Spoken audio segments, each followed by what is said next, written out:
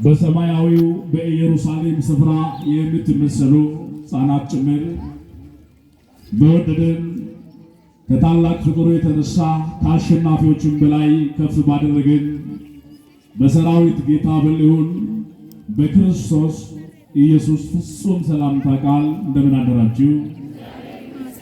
እንደምን አደራችሁ? እንደምንስ ቆያችሁ? እግዚአብሔር ዕድሜ ለንስሐ ጨምሮ ይህንን ቀን የሰጠን አምላክ ከምድር እስከ አርያም ስሙ ለዘላለም የተመሰገነ ይሁን። እስኪ እግዚአብሔርን አመስግኑት።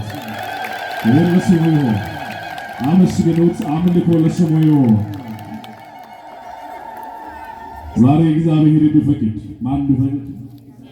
እግዚአብሔር ቢፈቅድና ቢረዳን የምንነጋገርበት የትምህርታችን ርዕስ የሚሆነው በማቴዎስ ወንጌል ምዕራፍ 21 ቁጥር 10 ላይ ያለው የእግዚአብሔር ቃል።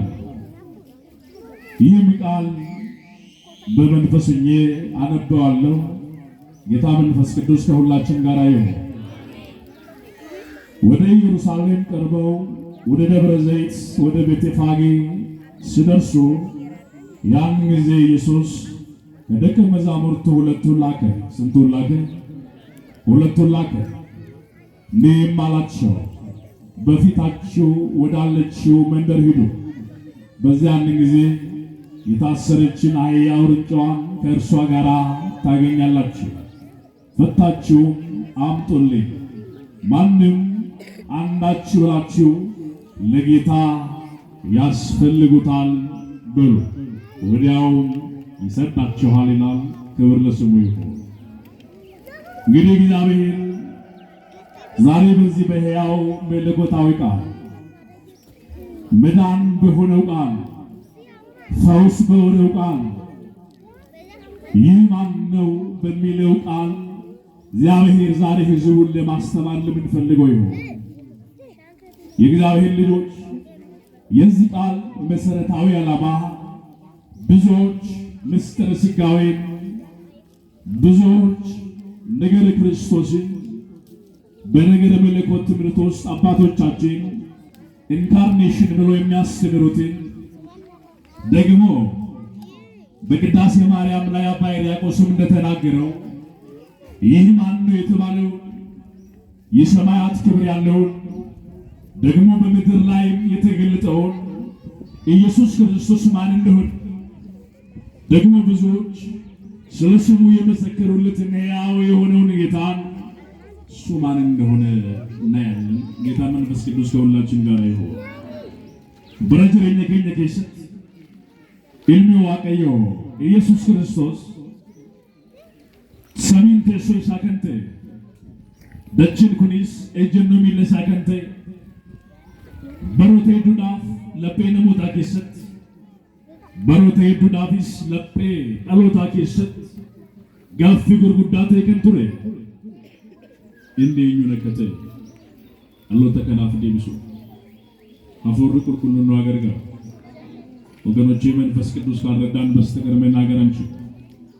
ወገኖቼ መንፈስ ቅዱስ ካላገዘው ሰው በቀር በዚህ በቅድስናው አደባባይ ላይ አፉን መክፈት የሚችል አንድም ሰው የለም። ግን እግዚአብሔር በቃሉ ያሳርፈናል። እግዚአብሔር በሕያው ቃል ያሳርፈናል። እግዚአብሔር በቃሉ ይመራናል። እግዚአብሔር በቃሉ ያስተምረናል።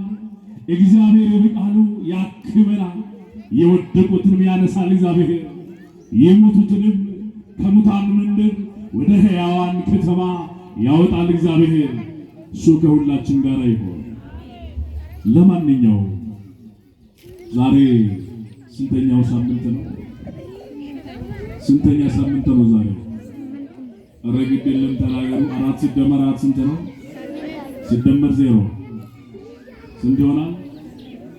በቃ እሳት ችግር አለባችሁ ማለት ነው። አጠይቃችሁም ከዚህም በኋላ ዛሬ 8ኛው ሳምንት ነው። ይህ 8ኛው ሳምንት ሆሳዕና በማለት ይታወቅ።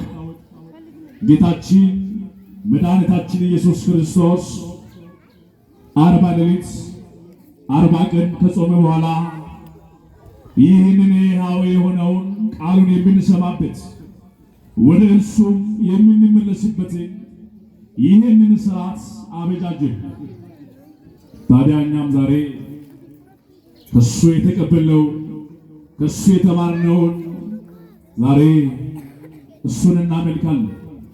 ሆሳዕና ማለት አቤቱ አሁን አድን ማለት ነው። እስኪ ሆሳዕና በሉ። እስኪ መሞቴ ግድ የለም ሆሳዕና በሉ። አቤቱ አሁን አድን ማሎ አማ ፈይስ። እንግዲህ ኢየሱስ ክርስቶስ ወደ ኢየሩሳሌም ቀረበ። ኢየሱስ ክርስቶስ ለመሆን የማርያምን ሥጋ የለበሰው ያ የሕይወት ኪዳን በብሉይ ኪዳን ሥርዓት ብዙዎቻቸው ከእግዚአብሔር ጋር ለመጣበቅ ወደ ቅድስናው ኅብረት ለመደመር ብዙ ጊዜ ደም ያፈሳሉ። ምን ያፈሳሉ? ደም ያፈሳሉ። ምክንያቱም ያለ ደም ስርየት የለምና። ብሉይ ኪዳን በኃጢአት የተከበበ ብሉይ ኪዳን ለአዲስ ኪዳን መግቢያ ቢሆንም እንኳን በብሉይ ኪዳን ኑሮ ውስጥ እስራኤላውያን እግዚአብሔርን ለማግኘት ከእግዚአብሔር ጋር ለመነጋገር ብዙ ጊዜ ከኃጢአትም ለመንጻት በሊቀ ካህኑ ፊት በዚያ ድንኳን ፊት መስዋዕት ያቀርቡ ነበር። መስዋዕት ሲያቀርቡ ግን አንድ ሰው በደልን ሲሰራ ኃጢአትንም ሲያደርግ በግ ይዞ ወደ ሊቀ ካህኑ ይሄዳል። ምን ይዞ ወገኖቼ? ምን ይዞ? በግ ይዞ ይሄዳል። ፍየል ይዞ ይሄዳል። ላም ይዞ ይሄዳል። ግን ያ ሰው ወደዚያ ሲሄድ ምን ይዞ ይሄዳል አልኳችሁ? በግ እየጎተተ ይሄዳል። ከኃጢአቱ ግን ከሕሊና ወቀሳ ግን ሳይነጻ እንዲሁ ደግሞ ከሱ ጋር ከራሱ ጋር የተነጋገረ ወደ ራሱ ቤት ይመለሳል። በመጀመሪያ በግንና ፍየልን ዋኖስን ግደርን ይዞ ሲሄዱ ከኃጢአት ለመንጻት ሊሆን ይችላል። ያን ጊዜ ካህኑ ያን መስዋዕት ወደ እግዚአብሔር ያቀርብ፣ ደሙ ይፈሳል። ያ ሰው ግን አንዴ ብቻ ከዓመት ስንቴ አንድ ጊዜ ብቻ ከወደሊያን ይገባል።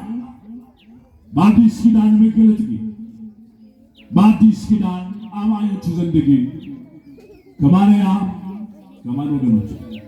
ከማርያም ከቅድስት ቅዱሳን ከድንግል ማርያም በቤተልሔም አውራጅ በዚያ ስፍራ በነቢያት ሀገር መድኃኔዓለም ኢየሱስ ክርስቶስ ለዘላለም ከኃጢአት የሚያነጻ ተወለደ። ክብርና ምስጋና ለስሙ ይሁን። ለዘላለም የሚያነጻ ከተወለደ በኋላ ጥቂት በጥቂት እንደ ሰው አደገ።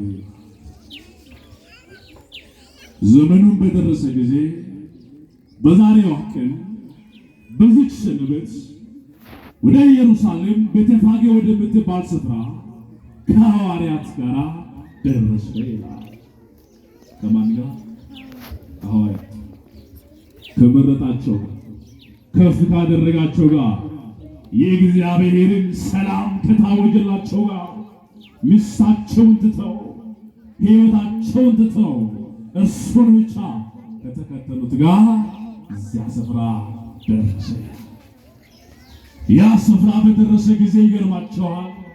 የተመሳቀለ ስፍራ በአራቱም በኩል መስቀለኛ በሆነ ስፍራ በደረሰ ጊዜ ከመሃል ሁለት ሐዋርያትን ላካቸው ይላል። ሁለቱን ሐዋርያት ከላካቸው በኋላ ቅድም እንዳነበብኩላችሁ ሁለቴ ሰንድራ መጋላ ሙለቱቲ ሐሬን ሂልሞ ኢሼ ወጅን ይዳምቴ ጅርቲ እሺስ አካቲ ይካና ፊዳ ማልጎዳ ፊዳይ ይካቲ ፊዳ